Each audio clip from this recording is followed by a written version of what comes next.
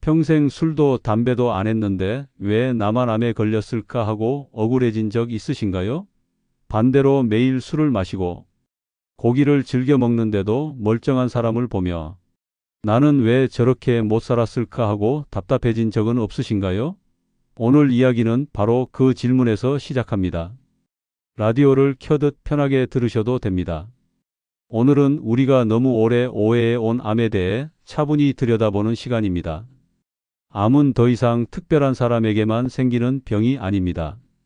통계적으로 보면 기대 수명까지 살 경우 10명 중 3명은 암을 겪습니다.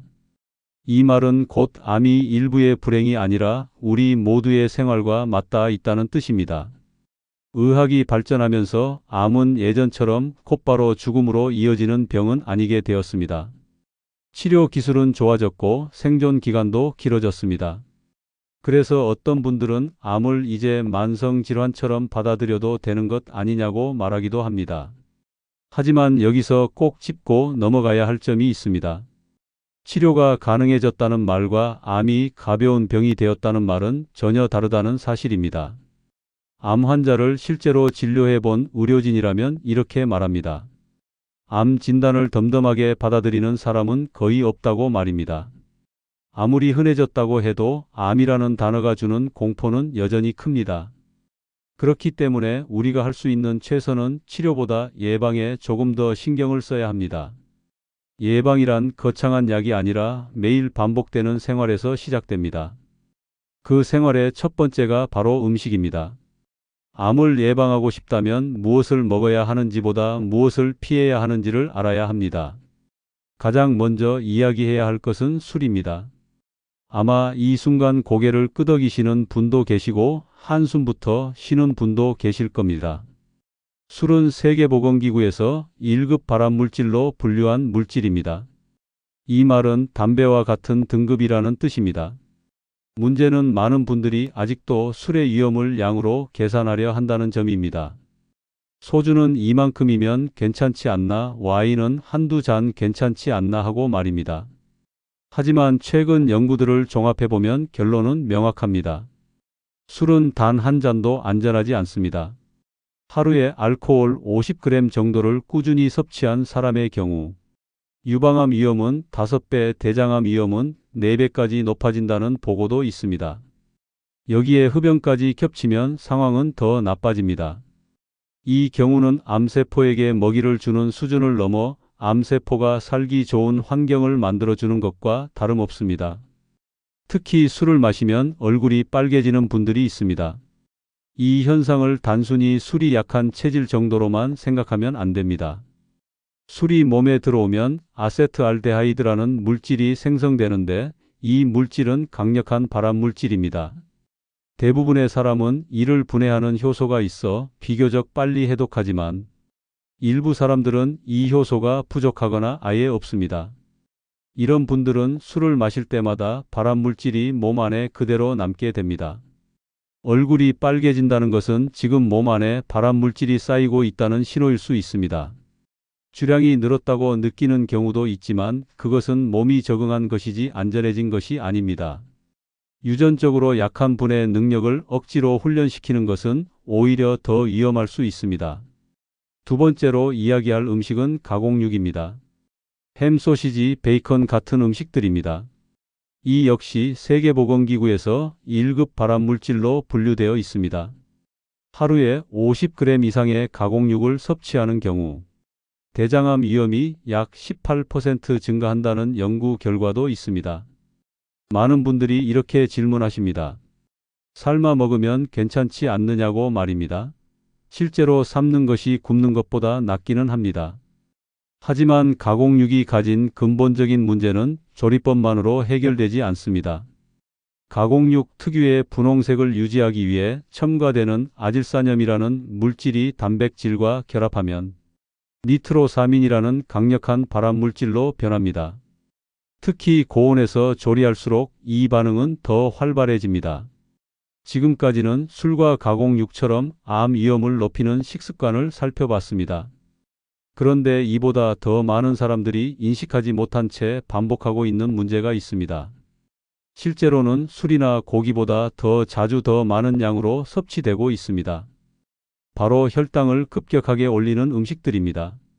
암세포는 정상 세포에 비해 포도당을 훨씬 더 많이 소비합니다. 어떤 연구에서는 암세포가 정상 세포보다 20배 이상 많은 포도당을 사용한다고 보고하기도 했습니다. 다시 말해 혈당이 급격히 올라가는 식사를 반복할수록 암세포는 더 활성화됩니다. 그렇다면 혈당을 빠르게 올리는 음식은 무엇일까요? 대부분의 분들이 케이크나 초콜릿 같은 디저트 정도를 생각하시는 경우가 많습니다. 물론 그런 음식들도 포함됩니다. 하지만 문제는 우리가 단 것이라고 인식하지 않는 음식들에도 숨어 있습니다.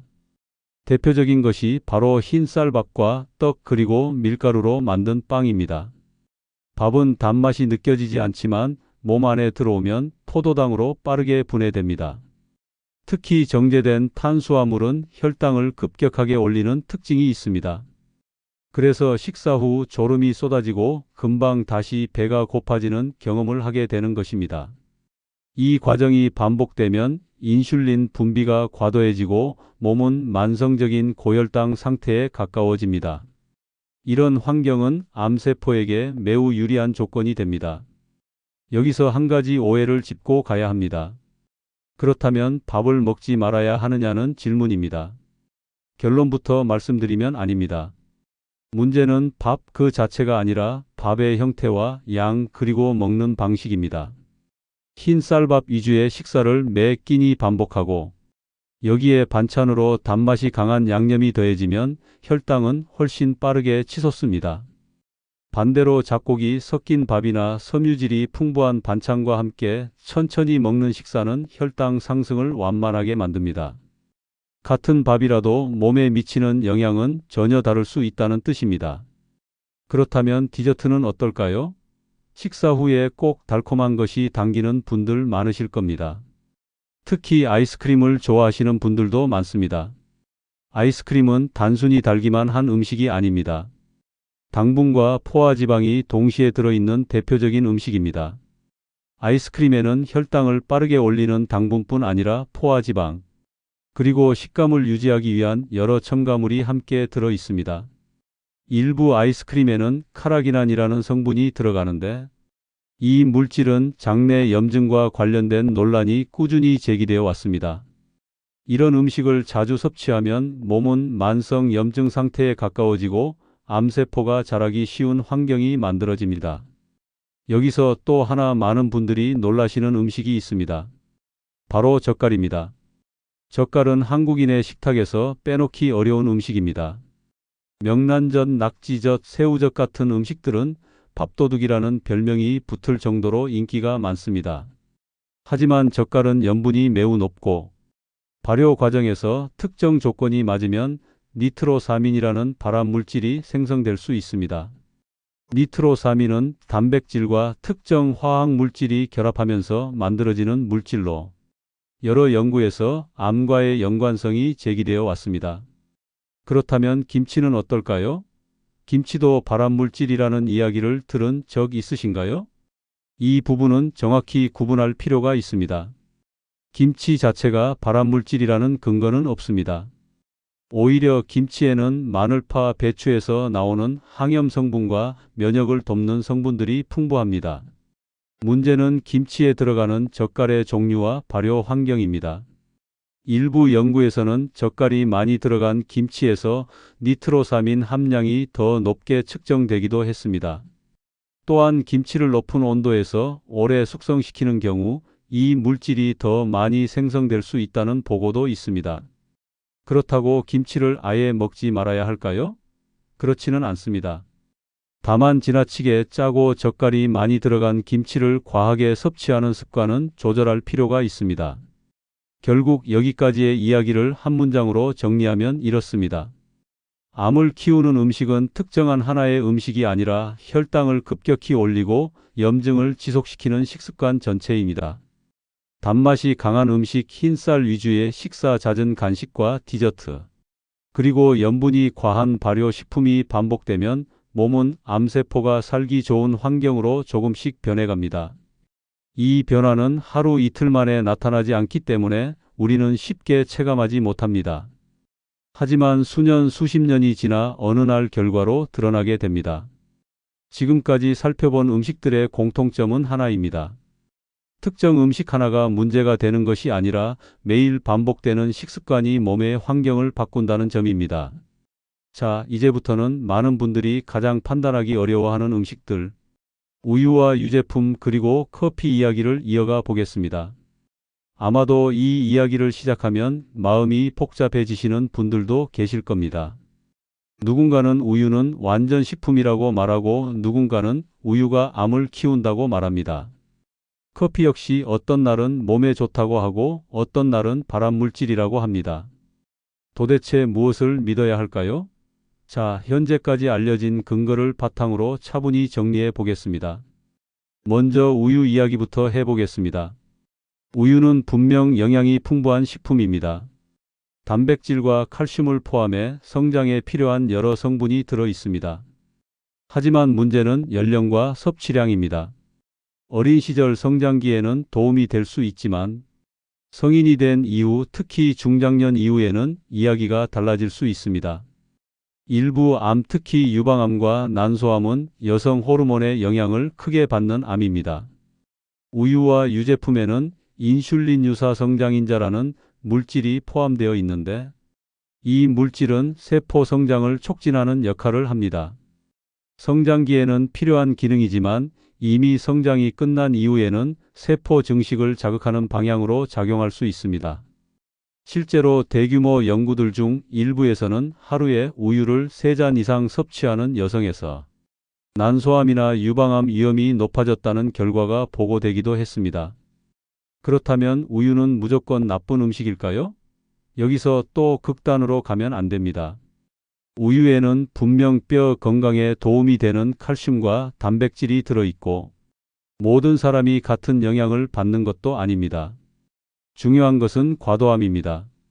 하루에 1잔 정도의 우유나 소량의 유제품을 섭취하는 것은 대부분의 사람에게 큰 문제가 되지 않습니다. 문제는 몸에 좋다는 이유로 하루에 서너 잔씩 꾸준히 마시는 습관입니다. 몸에 좋다는 말은 언제나 양과 상황을 함께 고려해야 합니다. 다음으로 커피를 살펴보겠습니다. 커피에 대해서는 유독 극단적인 정보가 많습니다. 한때 커피는 발암물질이라는 딱지가 붙기도 했습니다. 커피콩을 볶는 과정에서 생기는 물질 때문이었습니다. 실제로 과거에는 커피가 발암 가능 물질로 분류된 적도 있습니다. 하지만 이후 수많은 연구가 진행되면서 이 분류는 수정되었습니다.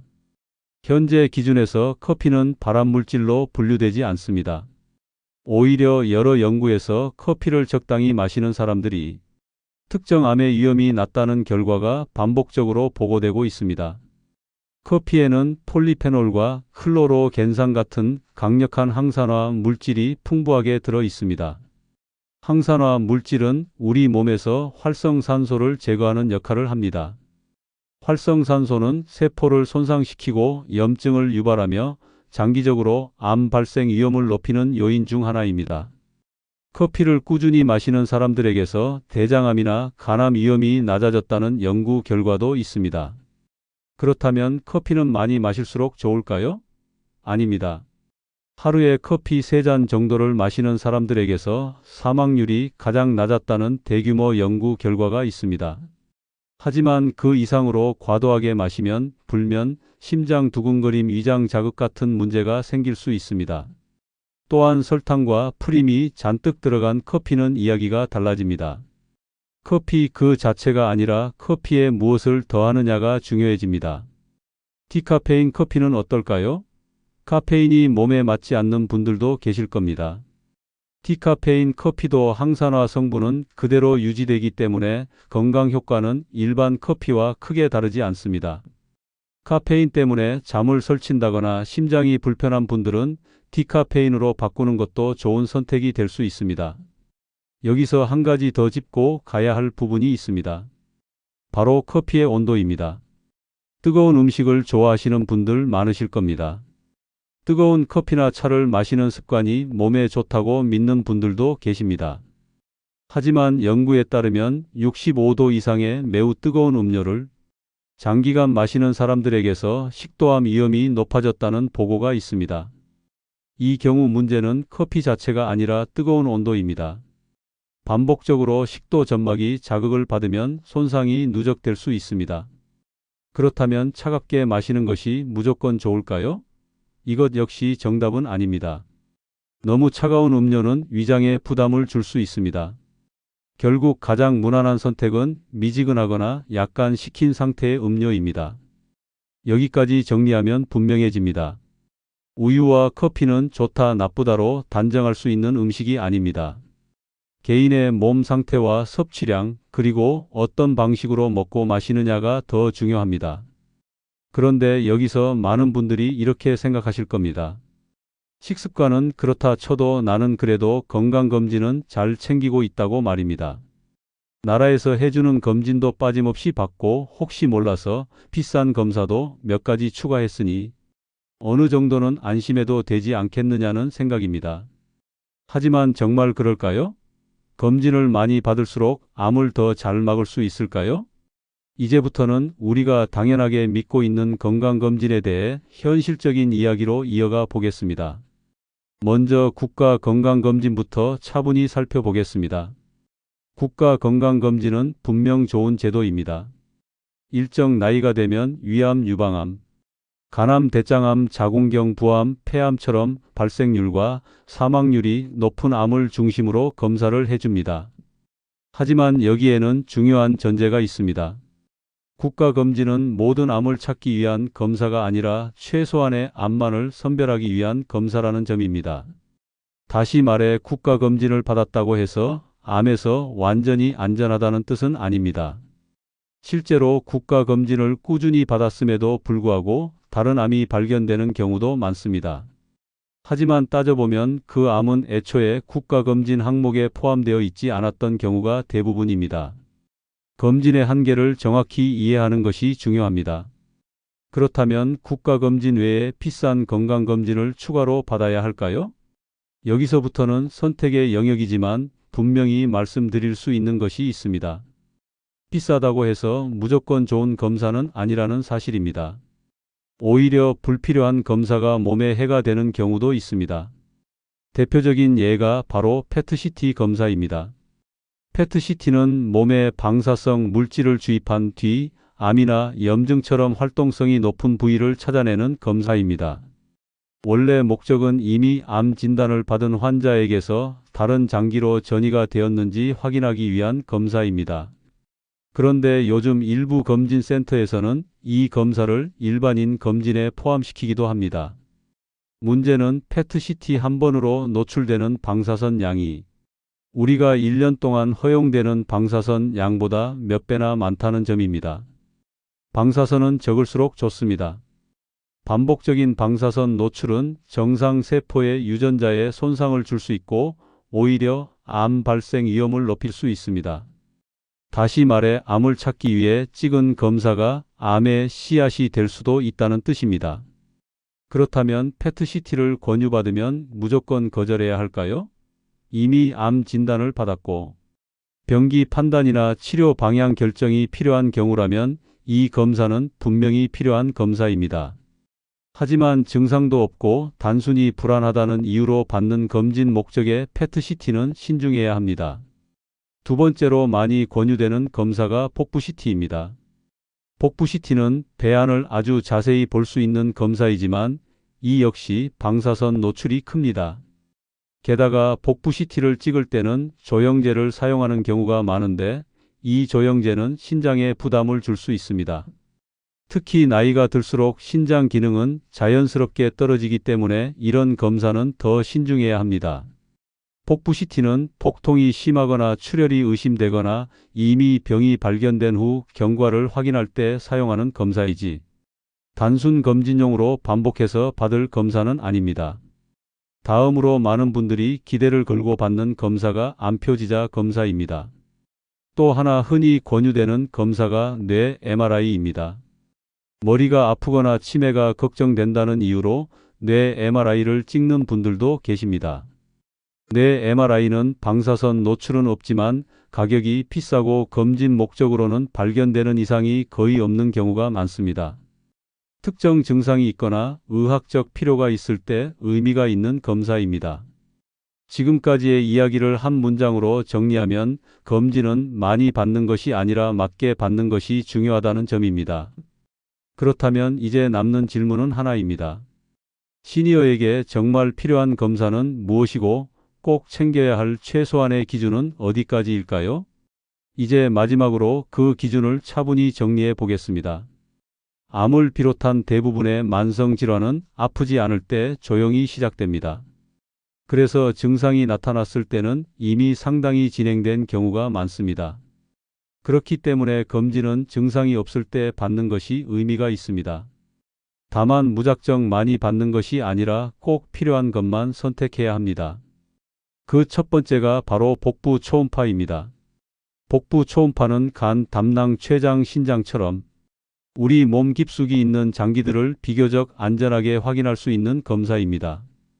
방사선 노출도 없고 임산부에게도 사용할 만큼 안전한 검사입니다. 비용도 비교적 부담이 적은 편이라 2년에 한 번 정도는 받아보는 것을 권장하는 의료진이 많습니다. 초음파 화면을 보면 검게 보이거나 하얗게 보이는 부분들이 있는데 이 차이를 통해 지방간이나 혹은 종괴 같은 이상 소견을 확인할 수 있습니다. 두 번째로 이야기할 검사는 갑상선 초음파입니다. 갑상선 암은 비교적 예후가 좋은 암으로 알려져 있지만 그렇다고 방치해도 되는 병은 아닙니다. 작은 결절이라도 시간이 지나 커질 수 있고 주변 조직으로 침범하는 경우도 있습니다. 특히 목에 혹이 만져지는 경우라면 한 번쯤은 확인해 볼 필요가 있습니다. 갑상선 초음파는 검사 시간이 짧고 부담이 적어 정기적으로 상태를 확인하는 데 도움이 됩니다. 세 번째로 꼭 한 번은 고려해 볼 검사가 뇌혈관 검사입니다. 뇌 MRA라고 불리는 이 검사는 뇌 안의 혈관 상태를 보는 검사입니다. 뇌 동맥류는 증상 없이 존재하다가 갑자기 터질 수 있습니다. 뇌 동맥류가 파열되면 생명을 위협할 수 있고 살아남더라도 심각한 후유증이 남을 수 있습니다. 다행히 조기에 발견하면 비교적 간단한 시술로 예방이 가능합니다.